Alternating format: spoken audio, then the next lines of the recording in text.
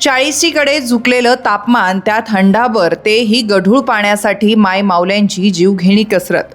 आरोग्यदूत आमदार हिरामण खोसकर यांच्या मतदारसंघातलं हे चित्र मार्चमध्येच बघायला मिळत असल्याने टंचाईची दाहकता लपून राहत नाही. पायरवाडी हा इगतपुरी तालुक्यातला छोटासा पाडा. इथल्या महिलांना आतापासूनच पाण्यासाठी भटकंती करावी लागतेय. मार्च महिन्याचा अखेरच्या चरणात प्रवास सुरू असून आता कुठं उन्हाळा जाणवायला लागलाय. एप्रिल आणि मे महिन्यात तर भाजून काढणाऱ्या उन्हात बाहेर पडणं तर मुश्किलच असतं. पण या रणरणत्या उन्हातही इथल्या मायमाऊल्यांचा पिण्याच्या पाण्यासाठी तसा दरवर्षीच संघर्ष सुरू असतो. याही वर्षी त्यातून सुटका झाल्याचं दिसून येत नाही. जलजीवन मिशनमधून इथला पाण्याचा प्रश्न सोडविण्याचा प्रयत्न करण्यात आला. योजना पूर्ण झाल्याचंही दाखवलं जातं. प्रत्यक्षात मात्र थेंबभरही पाणी मिळत नसल्यानं योजना कागदावरच राहिल्याचं स्पष्ट होतं. त्यामुळंच महिलांना हंडाभर पाण्यासाठी दररोज नवनवीन झरे शोधावे लागतात. वाकी धरण परिसरात असे झरे सापडत असून तिथून मिळणाऱ्या गढूळ पाण्यावरच गावकऱ्यांना पिण्याच्या पाण्याची तहान भागवावी लागते. त्यासाठी अर्धा किलोमीटर पायपीट करावी लागते. 8 महिन्यांची गर्भवती वाळीबाई झुगरे ही महिलाही झऱ्यावर पाण्यानं भरलेला हंडा डोक्यावर घेऊन दररोज पाण्यासाठी जीवघेणा संघर्ष करीत असते.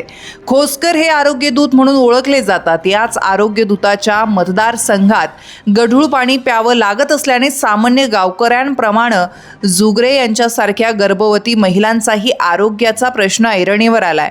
गॅस्ट्रोसारखी एखादी साथ उद्भवल्यास त्याची जबाबदारी आमदार या नात्यानं खोसकर घेणार का, असा सवाल गावकऱ्यांकडून उपस्थित केला जातोय. खरं तर आतापर्यंत माजी आमदार निर्मला गावित, काशीनाथ मेंगाळ, शिवराम झोले यांनी इथल्या जनतेचं नेतृत्व केलंय. पाहुणे म्हणून गेलेले खोसकर हेही सध्या आमदारकीची दुसरी इनिंग खेळत आहे. आरोग्यदूत म्हणून मिरवणाऱ्या या खोसकर यांच्या मतदारसंघात थेट सिमेंट काँक्रिटीकरणचे रस्ते दिसतात.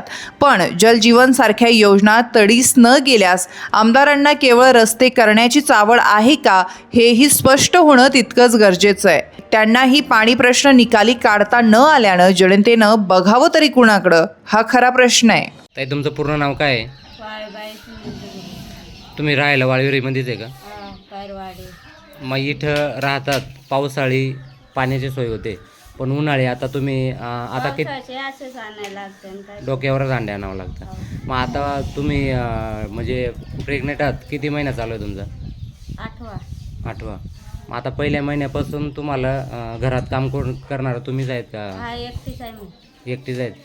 मग एकटेच काम करतात. तुम्हाला पाणी पण आणावं लागतं, तुम्हाला जावं लागतं. मग घरात दुसरं तुमचं घरवाली काय करतो?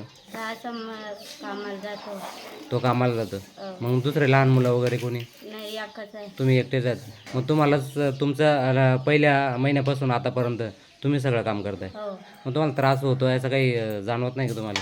त्रास होतो. मग तुम्ही चेकअप वगैरे करायला काही घरचे काही भांडत नाही का तुम्हाला?